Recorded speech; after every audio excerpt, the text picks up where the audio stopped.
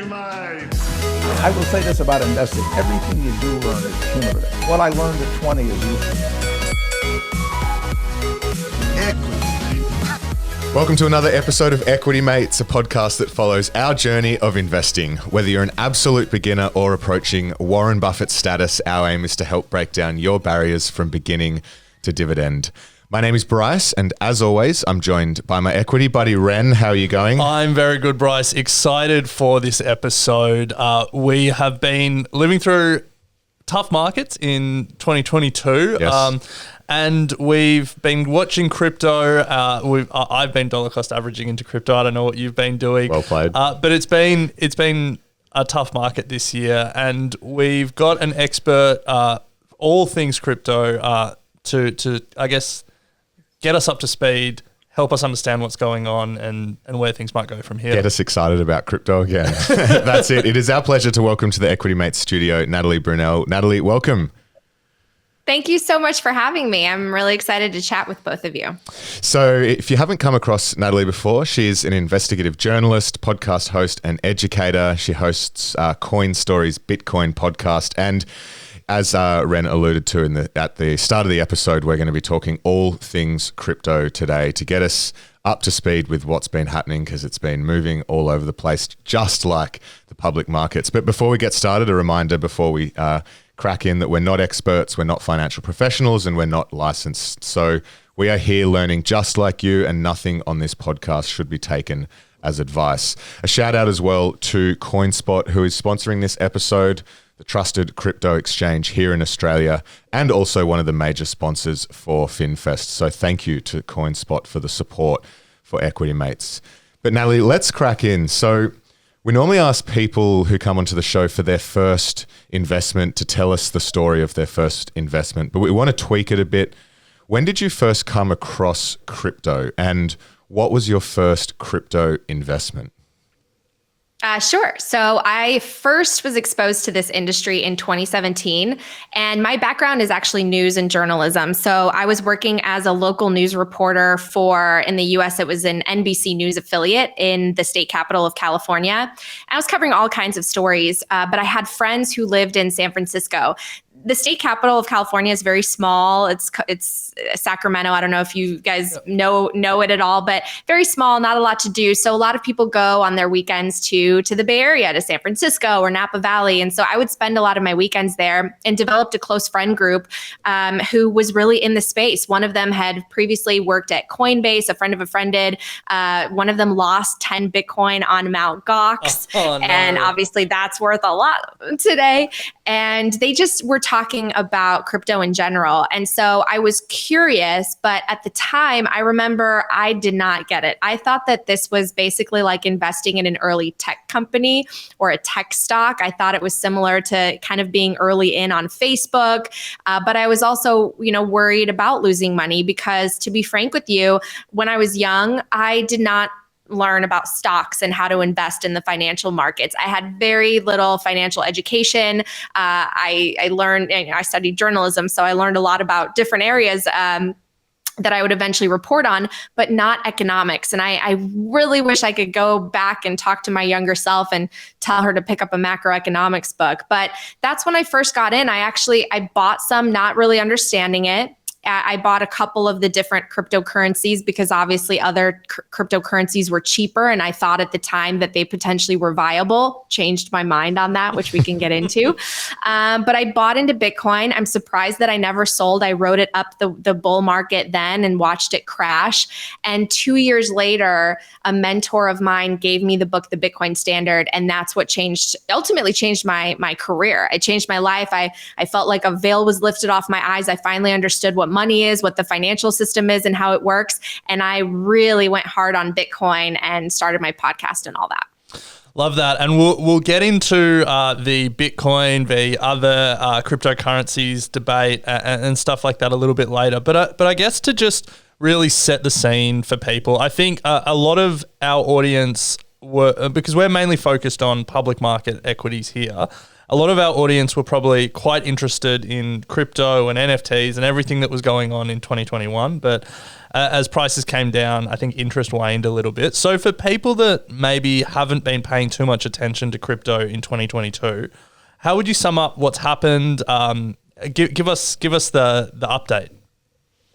Yeah, well, it's really not surprising, I think, how big of a bubble was formed when all of this money supply was injected into the markets through the stimulus, through the response to the pandemic, and that money had to go somewhere, right? So we saw a huge increase in the price of real estate. We saw all the equities balloon. I mean, more money went into equities in 1 year or 1 year and a half than in the previous 17 years combined. And of course, a ton of money also went into crypto. I think it's really a sign of the times, because we live in a world in which no matter what country you live in, the purchasing power of your fiat dollars or your fiat currency is reducing every single year because the supply is expanding. And so you need to put your money into assets. This is, again, something I didn't understand when I was younger. You need to try to get hard assets. For most people, that's a house, at least one house, right? That's the goal. That's the American dream. You have a house and it appreciates in value. I can't believe how much real estate has gone up over the last 2 years. But crypto then emerged as a sort of a new asset class, but it can be, it's both very volatile, right? This is a very new industry, a new ecosystem that doesn't have a lot of regulation. And in the same way, like when the internet came out, anyone can create a website and anyone can create a cryptocurrency. And when there's easy money, when interest rates are lowered by the Fed, there's easy money. There's a lot of venture capital that can go into these ICOs and these new startups that may or may not be viable or be long-term profitable. So you have to be very, very careful, because we saw a lot of these projects and these platforms fail in recent weeks when all of a sudden the liquidity drained and the Fed started to tighten. So I really urge people to be very careful. And I now that's part of my education process, because yes, Bitcoin is still volatile, but Bitcoin is really trying to address the problems that we have in our financial system. And it is pristine in terms of how it's programmed and the technology network behind it to become a global reserve asset. Whereas the other cryptocurrency tokens, we will see slowly but surely they're going to be deemed securities. And personally, I don't think many of the cryptocurrencies, or pretty much all the cryptocurrencies, will exist except for Bitcoin. But that's just my opinion. Wow, that's a big call. Love that. Love big calls here on Equity Mate. It's bold predictions. So Natalie, putting price aside, and you mentioned it there, sort of the stress and pressures that a few of these platforms and coins have come under, there is a lot of discussion at the moment around trust. So can you help us understand, there's Celsius, then Three Arrows, Terra USD. What's been happening there, and why is it all of a sudden sort of coming to a head and making headlines? Yeah, well, trust, I think, is a really interesting and important word within this whole new world that's emerging with crypto, because I think that a lot of people inherently are no longer trusting the institutions that run everything from our money to our social media, right? So there's already, I think, an inherent distrust. And I think people are trying to figure out ways to earn money, earn a high yield, and, build wealth for themselves, because it feels like it's getting harder and harder, right? To just maintain the purchasing power of your money and to beat the rate of inflation and beat the cost of living. So I can see why there's like a lot of, speculation in the space at large. And so these companies would emerge that have Bitcoin sort of as their pristine core collateral, but then they would loan out, against their Bitcoin and maybe take on leverage that they were not prepared for in the case of a really significant bear market. And so again, now Bitcoin is a trustless system. The point of the network is so that you don't have to trust any third party. You can transact and trust the network, all the people and the consensus mechanism and the programming, as opposed to trusting any one third party. And when you trust a platform that's potentially, trying to sell you on earning a 5, 10, 20% yield, you're now reintroducing trust into the system. And can you inherently trust that company? And it's been proven that there are definitely some actors in the space that couldn't be trusted. And I do feel so sorry for the people that have lost their life savings in everything from Luna, Terra to Celsius to Voyager. I actually know some people who had a ton of money on these platforms, but the truth is, this is also capitalism, true capitalism at work, because we don't really have capitalism anymore in the sense that we have a too big to fail mentality where the Fed and taxpayers essentially come in and backstop a big company from failing, right? They inject liquidity back, they do a big buyout essentially, and the taxpayers are left footing the bill for future generations. Well, here in crypto, very new ecosystem, no regulation. If it fails, it fails. You don't necessarily get your money back. And in true capitalism, risk is rewarded, but it can also be punished. So you have to be really, really careful. And I think that's what happened essentially. We have companies that took on too much leverage. They cross-collateralize with Bitcoin, which means that when all the other stuff goes to zero, they have to sell their Bitcoin, which brings Bitcoin down. And it's just a cascading domino effect. So again, be very, very careful. Yeah, so I think on that point, for people who are, I guess, worried about some of these institutions but want to get exposure to crypto, what are some of the steps they should take? What are some of the steps, I guess, you take to invest in this ecosystem confidently?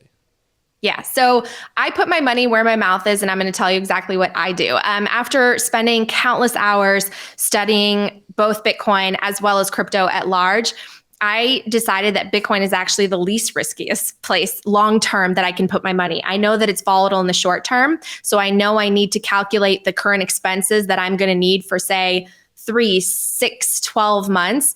But in terms of a savings account or a savings technology, there really, in my opinion, is nothing better than Bitcoin. And what I think is the absolute safest is taking self-custody. And so basically that means going to an exchange, purchasing Bitcoin, and then taking a cold storage wallet, which maybe sounds complicated at first, but it's literally like it's like driving a car. Once you learn at 16 years old, you pass the test, a little bit of practice, you're fine on the road, right? Might have been scary when you were 16 to first get behind the wheel, but really it's the same way. You learn how to use the cold storage wallet, which is no different rather than a hard drive. And you have to have your seed phrase protected. You have to know where that is, make sure it's protected. And you essentially take self-sovereignty over your Bitcoin.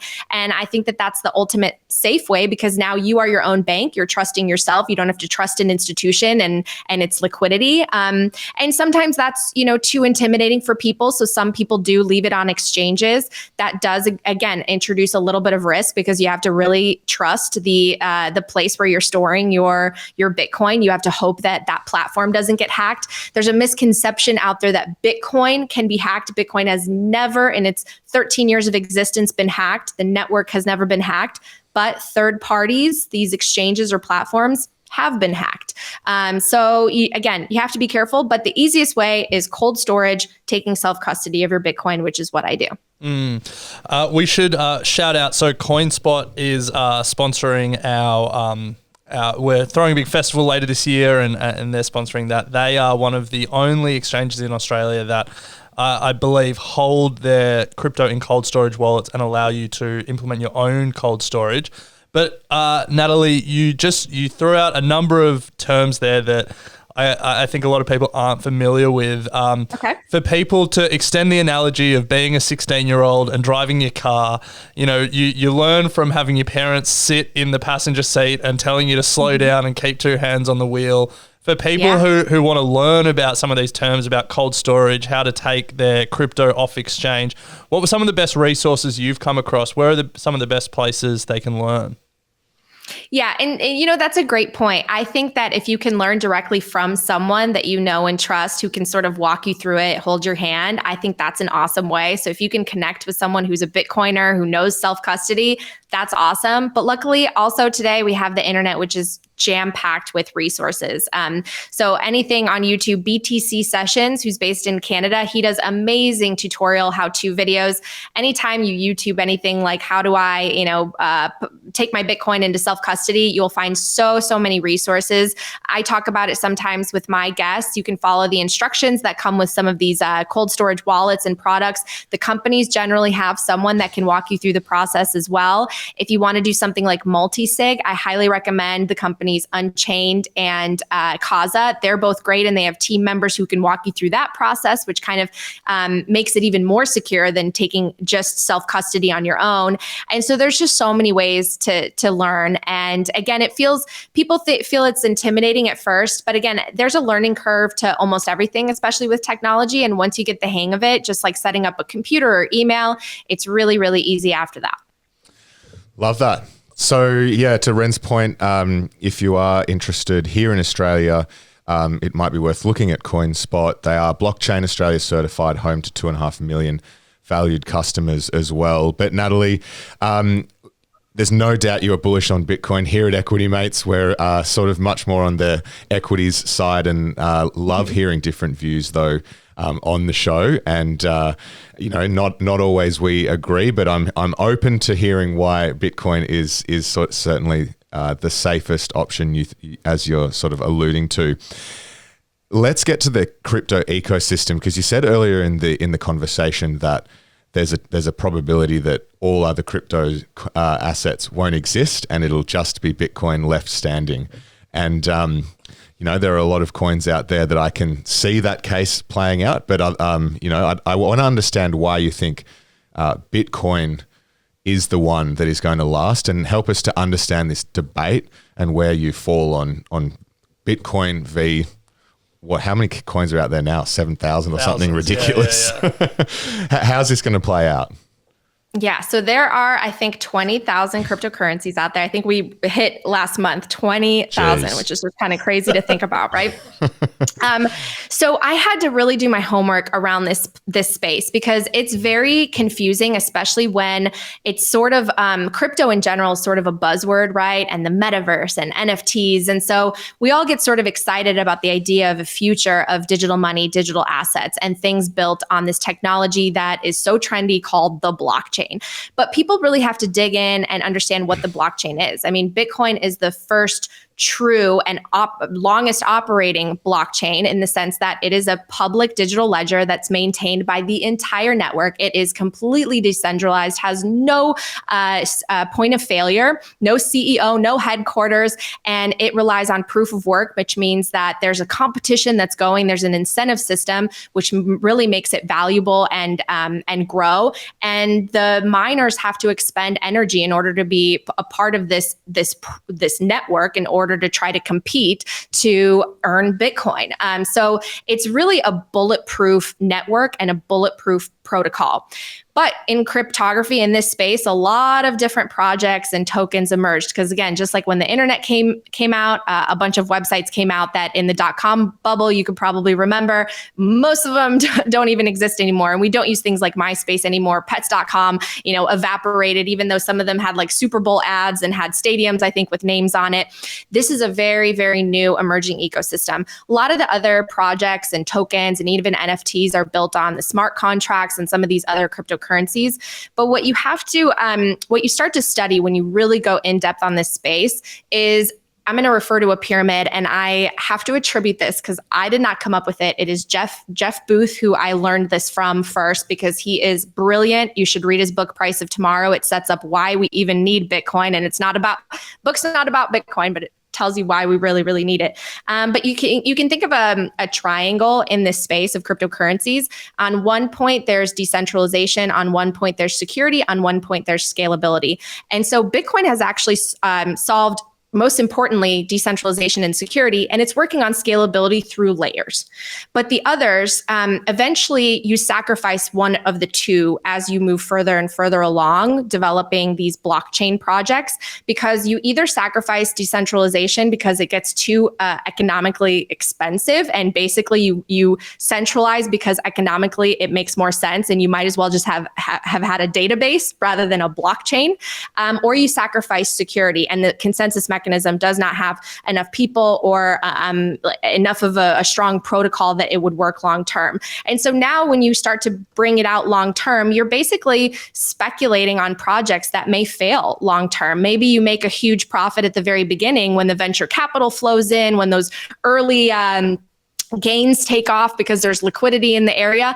But what about the project long term, and who's backing it? What's the supply? This is something Michael Saylor raised recently. Ethereum, he argues, is a security, and it's unethical in the sense that it's selling itself as not a security, but there's an issuer, there's a group in charge that can expand the supply. They can limit the supply. They've forked it multiple times. We don't know the issuance schedule. So Bitcoins has been programmed for the next 1,000 years. You know what the schedule is, how the consensus mechanism works. Again, the mining protocol and the consensus mechanism is bulletproof, and it's growing more and more decentralized as adoption grows. So I think it's, you kind of can get into the weeds and you have to really do your homework and research, but I have not found any project that has long-term viability in the same safe, risk-free way that Bitcoin does.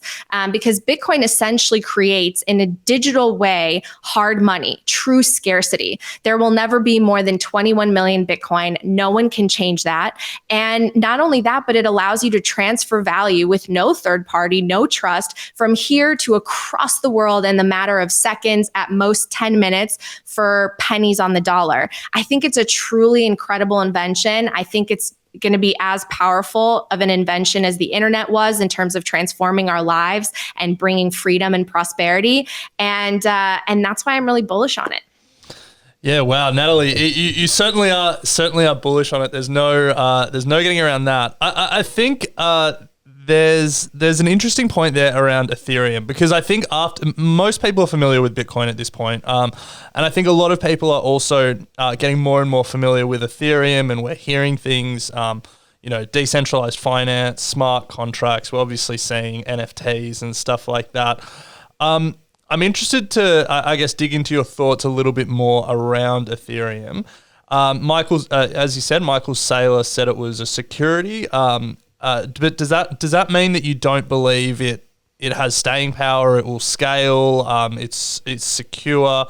I guess I'd just love for you to unpack Ethereum a little bit more, because I know a lot of people after Bitcoin, that's the one they're most familiar with. So first of all, I think that people are they think that it's necessary right now because of the idea of building things on top of it and the smart contract aspect. But again, that doesn't make the underlying technology and the people behind it reliable in the long term and viable in the long term. In fact, I think that in the future, if you are excited about the idea of something like NFTs or some of the other emerging projects in the space, I actually think those will be built on Bitcoin. And we have a lot of companies and work in the space, from the Taro update to companies like Fedimint and Stacks, and people who are actually working to build on top of Bitcoin. So actually, I think all of that energy will transfer eventually to Bitcoin.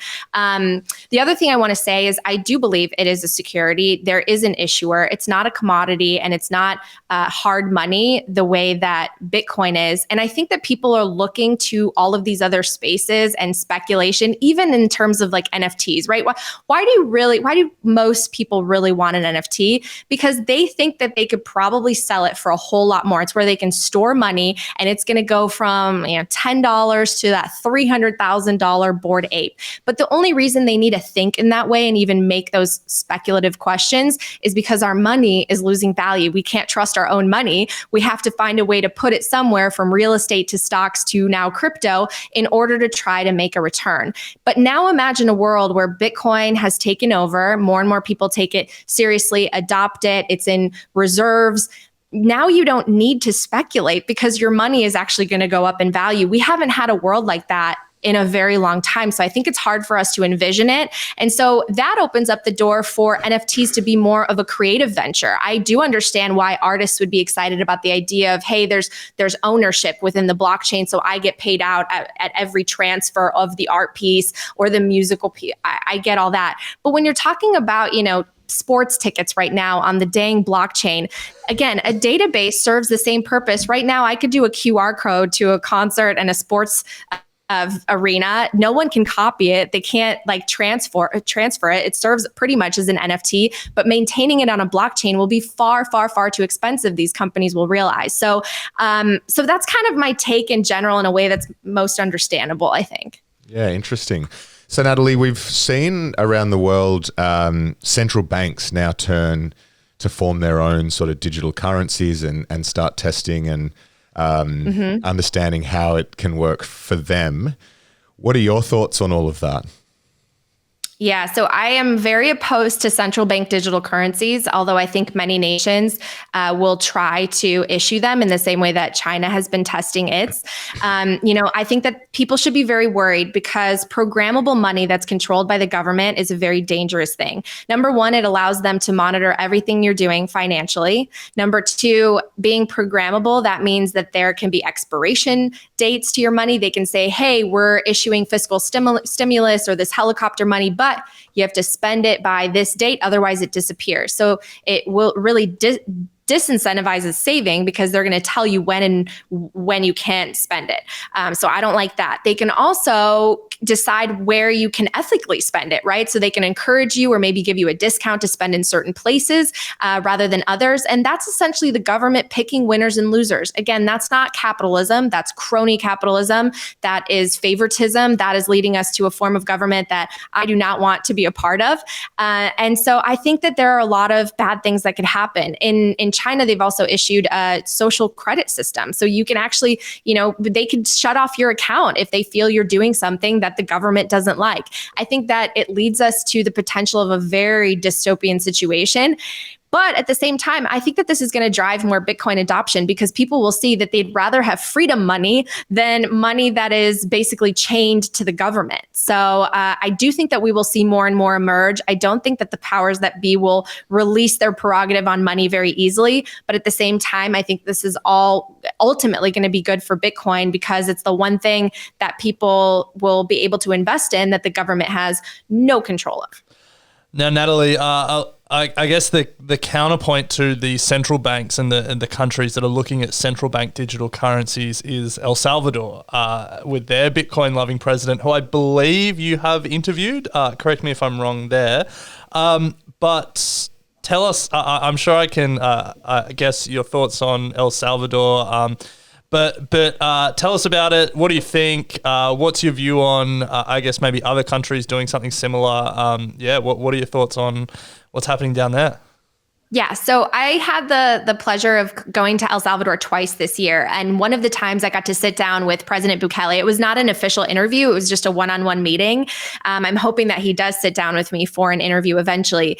But it was really fascinating to see Bitcoin adoption in a place where it's the first country to legalize Bitcoin as tender.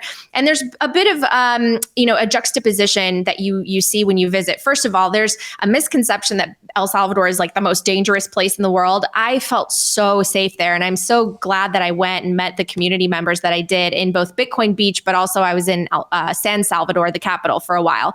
Bitcoin Beach is a place where you've probably heard of it. Bitcoin is really immersed in the local economy. They're doing a ton of outreach to educate people. The merchants all accept Bitcoin. They transact in Bitcoin. They're learning now to save in Bitcoin because one thing that I learned that was interesting is in El Salvador and in a lot of these developing emerging markets, they don't have that like mentality or behavioral pattern to save the way that maybe people in the West do with a savings account or a CD in the bank or stocks and bonds. They really live paycheck to paycheck or hand to mouth, or sometimes they take out loans with high interest rates in order to be able to purchase things that they sell. So they really need saving. And so Bitcoiners that are out there are really doing a lot of outreach to teach them that, to teach them how to use Bitcoin and also to eventually save in Bitcoin, which I think is awesome.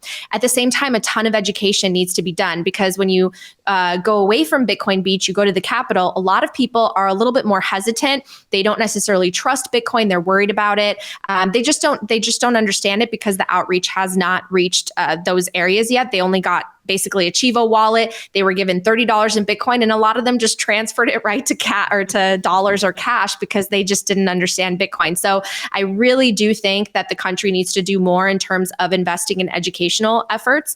But I also will speak against, all of this criticism that just blankly states that this is a dictatorship and that Bitcoin is somehow going to be the fall of the nation.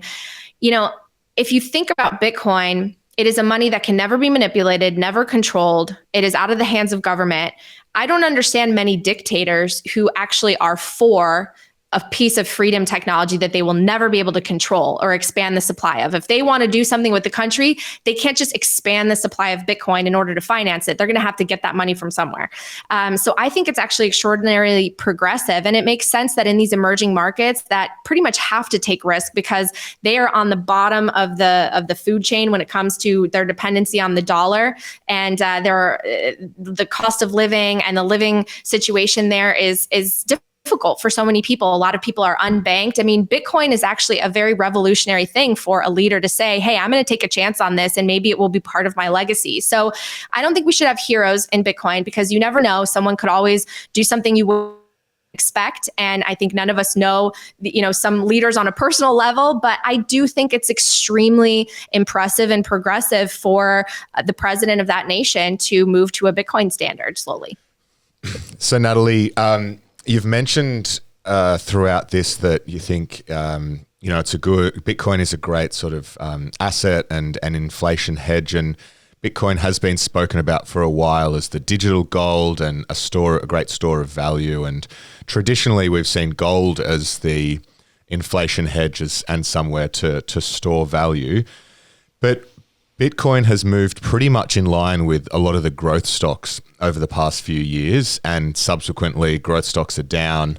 Bitcoin is also considerably down from its highs. So I guess how do you join those two arguments together, and can we still say that Bitcoin is digital gold and it is a store of value when really it's just proven to move and correlate with the other growth asset classes out there? Yeah, so I'll break that down into two parts. Okay, first let's look at the short term. Bitcoin, first of all, is very new and it's a very misunderstood asset. A lot of people literally don't know what it is, why it exists, how it could potentially fix our financial system.